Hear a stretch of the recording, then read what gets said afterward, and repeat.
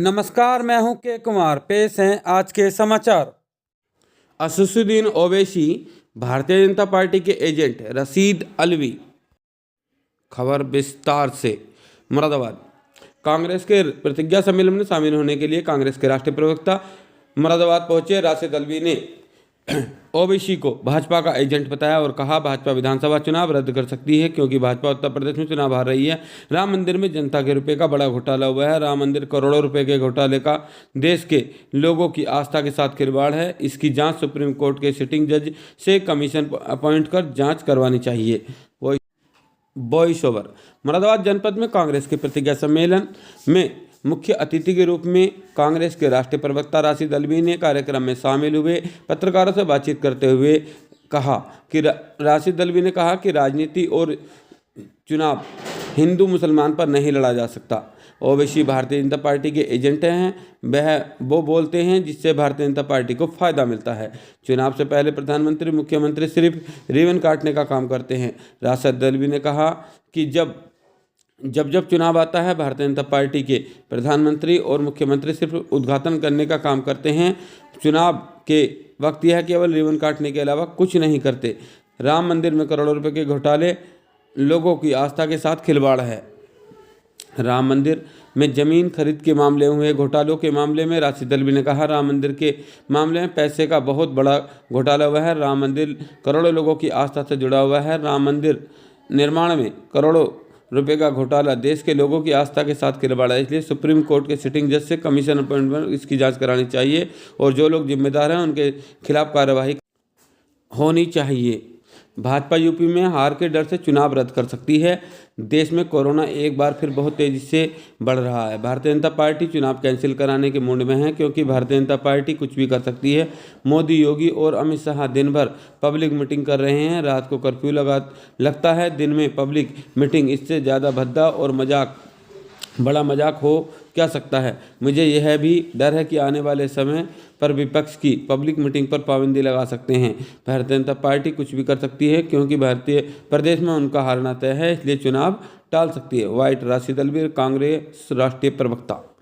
मुरादाबाद मुंडा पांडे से मोहम्मद सुलेमान साहब की रिपोर्ट। सारी ब्यूरोक्रेसी परेशान, भ्रष्टाचार आसमान छू रहा, बेरोजगारी हद से ज्यादा बढ़ी है। कोविड के अंदर जो हालात हुए वो आप सबको मालूम। शायद ही उत्तर प्रदेश का कोई गांव है जिस गांव को कोविड छू के ना गया। पहली बार हमने देखा है कि गंगा यमुना के अंदर लाशें बही, ऑक्सीजन नहीं है, दवाइयां नहीं है, अस्पतालों में जगह नहीं है। और योगी आदित्यनाथ और प्रधानमंत्री कहते हैं कि उत्तर प्रदेश के अंदर बहुत हिम्मत के साथ शानदार तरीके से हमने कोविड का मुकाबला किया।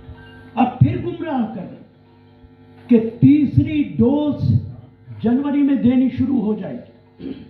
2 डोजेस के बाद तीसरी डोज देना शुरू करेंगे। आपको मालूम है कि पूरे देश के अंदर कितने लोगों को 2 डोजेस दी गई हैं?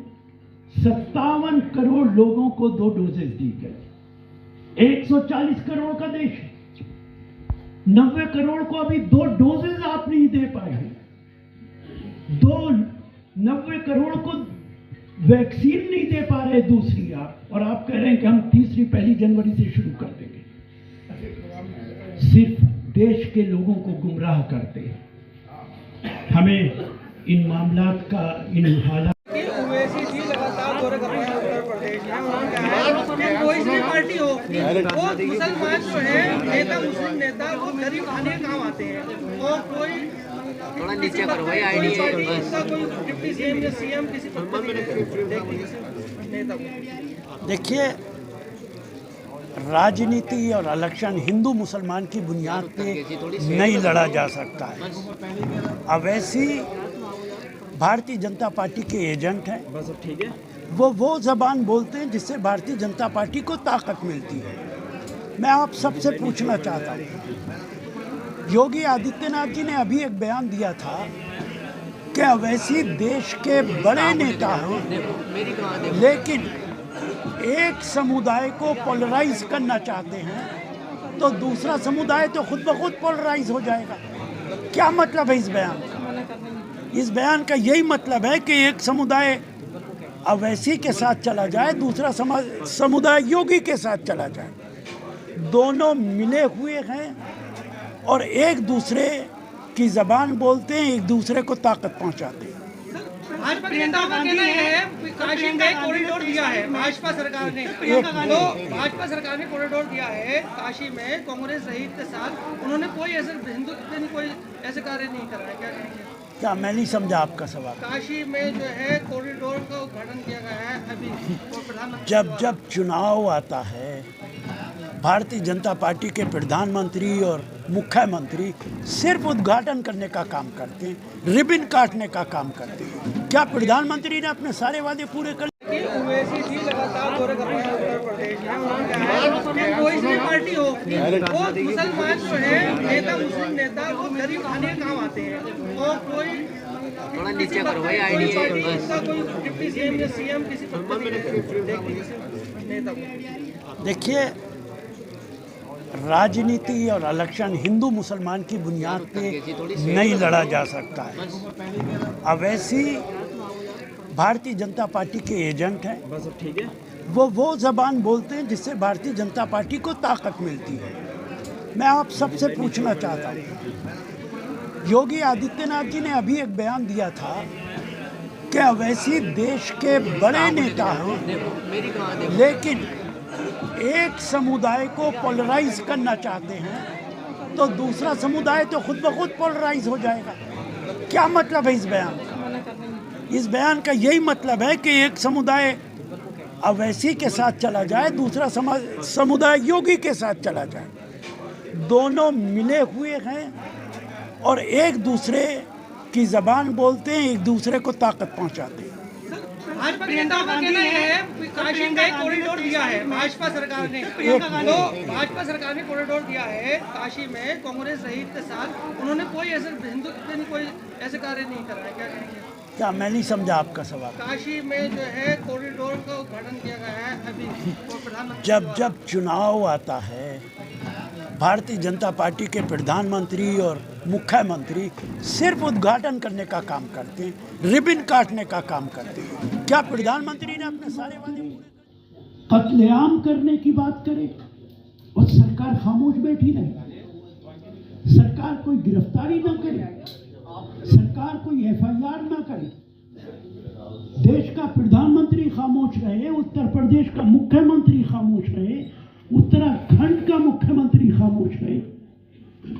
किस दिशा में देश को ले जा रहे हैं?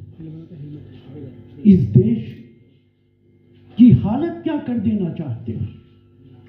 ये जिम्मेदारी हम सबकी है कि हमें भारतीय जनता पार्टी को सत्ता से बाहर करना है। उत्तर प्रदेश के अंदर जो स्थिति है वो आप सबको मालूम है, लेकिन मैं आपसे कहना चाहता हूं कि अगर इस चुनाव के अंदर 2022 के अंदर भारतीय जनता पार्टी दोबारा आती है तो उत्तर प्रदेश के अंदर ऐसे हालात पैदा हो जाएंगे जैसे पहले कभी नहीं रहे।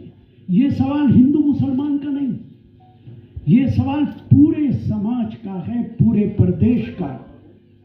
और भारतीय जनता पार्टी ने तो अभी शुरुआत की है। जैसे जैसे चुनाव आएगा हालात खराब होंगे, कम्युनलिज्म को बढ़ाने की कोशिश की जाएगी, नफरत को फैलाने की कोशिश की जाएगी। मैं आप सबसे बड़े अदब से पूछता हूं कि जिन लोगों ने काम किया हो वो कभी नफरत नहीं फैलाते, वो वोट मांगते हैं अपने काम की बुनियाद पे कि हमने ये काम किया है, जनता वोट देती। लेकिन जो सरकारें काम नहीं करती, निकम्मी सरकारें हैं, वो नफरत फैलाकर वोट हासिल करना चाहती हैं। छत्तीसगढ़ के अंदर महात्मा गांधी के बारे में बेइज्जती की गई, भारतीय जनता पार्टी उनको सपोर्ट कर रही है, गॉडसे को पूजनीय बताया जा रहा। ये वही भारत है जिसे हम कहते हैं कि ये महात्मा गांधी का भारत है, ये वही भारत है जिस महात्मा गांधी की पूरी दुनिया के अंदर इज्जत होती है, साउथ अफ्रीका से लेकर अमेरिका तक। आज अपने ही देश के अंदर उनकी बेइज्जती होगी, आज उनके बारे में गलत अल्फाज इस्तेमाल किए जाएंगे और गॉडसे को कहा जाएगा कि उसकी पूजा होनी चाहिए, और प्रधानमंत्री खामोश है। पार्लियामेंट के अंदर ऐसी महिला बैठी है जो गॉडसे को पूजनीय बताती, जो महात्मा गांधी की मुखालफत करती, आज तक उसके खिलाफ कोई कार्रवाई नहीं हुई। हिंदू मुसलमान माननीय राशिद अल्वी जी का बहुत बहुत स्वागत है। काफी समय से अपने मुख्यमंत्री की ओर से माफी चाहता हूँ कि जो है ज्यादा लंबा वक्त न लेते हुए मैं सीधे सीधे आपको मैं चाहता हूँ कि हमारे मुख्यमंत्री जी को कांग्रेस पार्टी जिंदाबाद जिंदाबाद।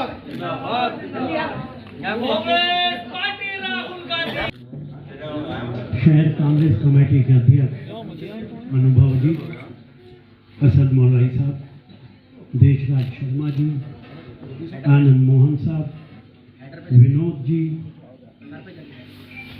रिजवान कुरैशी साहब, बुजुर्गों, नौजवान साहब, बहनों, माफी चाहता हूँ, आने में बहुत देर हुई, आप लोग बहुत देर से इंतजार कर रहे।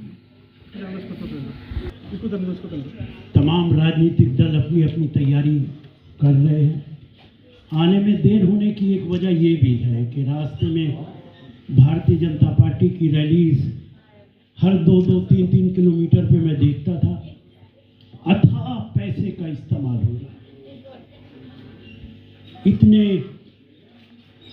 बैनर्स लग रहे हैं जिनकी कोई हद नहीं है, सड़कें बंद कर रखी। चूंकि सत्ता है तो सत्ता का नशा हुकूमत में है, लेकिन ऐसा माहौल कभी कांग्रेस की सरकार में नहीं रहा जैसा माहौल भारतीय जनता पार्टी ने पैदा कर दिया। आज लगता ही नहीं है कि हमारा देश लोकतांत्रिक देश है। ऐसा लगने लगा है कि भारत के अंदर डिक्टेटरशिप है, जो चाहते हैं वो होता। इस माहौल से हमें सबको लड़ना। आज सवाल जीत और हार का नहीं है, आज सवाल देश को बचाने का है, आज सवाल देश के संविधान को बचाने का है। अभी आप सबने देखा है, बहुत चर्चा है, हरिद्वार के अंदर धर्म संसद हुई। उस धर्म संसद के अंदर क्या हुआ, किस तरीके की जबान